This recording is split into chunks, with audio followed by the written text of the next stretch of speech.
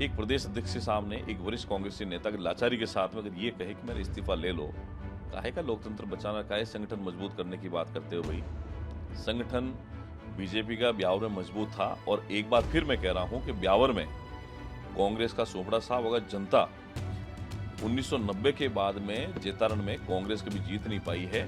और फिर आगे मैं कह रहा हूं, मैं तो लगातार दूसरी बार जीत भी गया हूं, पार्टी अगर मौका देगी तीसरी बार भी जीत जाऊंगा, लेकिन कांग्रेस को मच्छर की तरह जनता मसल के रख देगी ब्यावर जिले में, ये मेरी गारंटी है। जिस तरह से मैंने विधानसभा को रगड़ा था, इनकी रगड़ाई करी थी, उसका दर्द आज भी कांग्रेस के बड़े नेताओं को है। तो ये कोई न कोई ऐसे जो छोटे मोटे बयान दे करके सुर्खियों में रहना चाहते हैं, ये उनकी मजबूरी हो सकती है। और मैं गारंटी के साथ कह सकता हूं कि ब्यावर में कांग्रेस का खाता नहीं खुलेगा और कभी भी जनता कांग्रेस को आने वाले समय में स्वीकार नहीं करेगी। देखिए, सबसे पहले तो कांग्रेस ने जिस संगठन बढ़ाओ और लोकतंत्र बचाओ जो कार्यक्रम शुरुआत की है, उनको पहले अपने गिरेबान में झांकने जिस कार्यक्रम की शुरुआत उन्होंने करी, ब्यावर में उनके ही वरिष्ठ कांग्रेसी नेता रामचंद्र जी चौधरी, जो डेयरी के लगातार अध्यक्ष भी हैं और लोकसभा के वो प्रत्याशी भी रहे हैं अजमेर से, उन्होंने जिस भाषा में डोटासरा जी के सामने ही, जूली जी के सामने ही जो वक्तव्य दिया था और जिन शब्दों का प्रयोग करके उनके जिलाध्यक्ष के बारे में और उनके पदाधिकारी के बारे में बात कही थी, मुझे लगता बड़ी शर्मनाक है। एक प्रदेश अध्यक्ष के सामने एक वरिष्ठ कांग्रेसी नेता की लाचारी के साथ में अगर ये कहे कि मेरा इस्तीफा ले लो, काहे का लोकतंत्र बचाना, काहे संगठन मजबूत करने की बात करते हो भाई। जिस हाईकमान को आप लोग चैलेंज करते हो और संगठन के नाम पर जिस तरीके से आपने ये बंदरबाट करी है, इससे बड़ा और क्या सबूत हो सकता है। संगठन बीजेपी का ब्यावर में मजबूत था और एक बार फिर मैं कह रहा हूं कि ब्यावर में कांग्रेस का सोपड़ा साहब अगर जनता 1990 के बाद में जेतारण में कांग्रेस कभी जीत नहीं पाई है। और फिर आगे मैं कह रहा हूं, मैं तो लगातार दूसरी बार जीत भी गया हूं, पार्टी अगर मौका देगी तीसरी बार भी जीत जाऊंगा, लेकिन कांग्रेस को मच्छर की तरह जनता मसल के रख देगी ब्यावर जिले में, ये मेरी गारंटी है।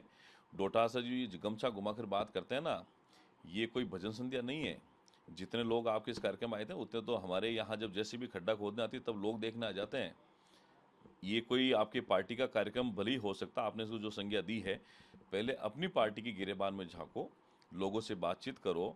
आज ब्यावर में लगातार तीनों विधानसभा क्षेत्र में भारतीय जनता पार्टी जीत रही है। ब्यावर में 4 बार से लगातार जीत रहे हैं, 90 के बाद लगातार हम लोग जेतारण में जीत रहे हैं। कांग्रेस का खाता ही नहीं खुल रहा है और पंचायत राज चुनाव में, नगर निकाय के चुनाव में भी कांग्रेस का सोपड़ा साफ करेंगे, इस बात की गारंटी मैं दे सकता हूं। भजनलाल जी के नेतृत्व की जो सरकार है, सुशासन पे, कानून व्यवस्था पे और विकास के मॉडल पर काम कर रही है। इनको तो बस वो जो झूठ का सहारा लेकर के जिस तरीके से ये जो बयान देते हैं, ये तो बयानवीर हैं कांग्रेस के। जिस तरह से मैंने विधानसभा इनको रगड़ा था, इनकी रगड़ाई करी थी, उसका दर्द आज भी कांग्रेस के बड़े नेताओं को है। तो ये कोई न कोई ऐसे जो छोटे मोटे बयान दे करके सुर्खियों में रहना चाहते हैं, ये उनकी मजबूरी हो सकती है। आदत से ये ऐसे ही है, आदतन इनकी मजबूरी है, ये बयान देंगे। लेकिन ब्यावर में भारतीय जनता पार्टी पूरी तरीके से मजबूत है और मैं गारंटी के साथ कह सकता हूं कि ब्यावर में कांग्रेस का खाता नहीं खुलेगा। और इनके जो ये बद्री माफिया, भू माफिया, जिनको इन्होंने नेता बनाया है, कांग्रेस ने जिम्मेदारी दी है ब्यावर के अंदर, उनका सूपड़ा साफ तो जनता ने पहले ही कर दिया था और आगे आने वाले समय में भी जनता इनको जवाब देगी। और इनके जो काले कारनामे आज भी जनता के बीच में हैं, अधिकारी सारे के सारा आज भारतीय जनता पार्टी की जो मिशन है विकास का, उस पर काम कर रहे हैं। इसी बात की तकलीफ उनको है कि एक गरीब और साधारण परिवार से आने वाले मुख्यमंत्री भजनलाल शर्मा जी जब सत्ता के प्रमुख के रूप में आज राजस्थान की बागडोर संभाले हुए हैं, उनके पेट में दर्द है और कभी भी जनता कांग्रेस को आने वाले समय में स्वीकार नहीं करेगी। देखिए, मुझे लगता है अशोक गहलोत जी कांग्रेस के वरिष्ठ नेता हैं और बड़े अनुभवी भी हैं, लेकिन 5 साल सत्ता में रहने के बाद में आज जब सत्ता में नहीं है तो सत्ता का दुख, तकलीफ वास्तव में जग जाहिर है। और बात इंतजार शास्त्र की अगर हो रही है तो भारतीय जनता पार्टी की सरकार तो कर्म शास्त्र पे काम कर रही है। हम कर्म पे काम करते हैं, कर्म शास्त्र के रूप में काम करते हैं।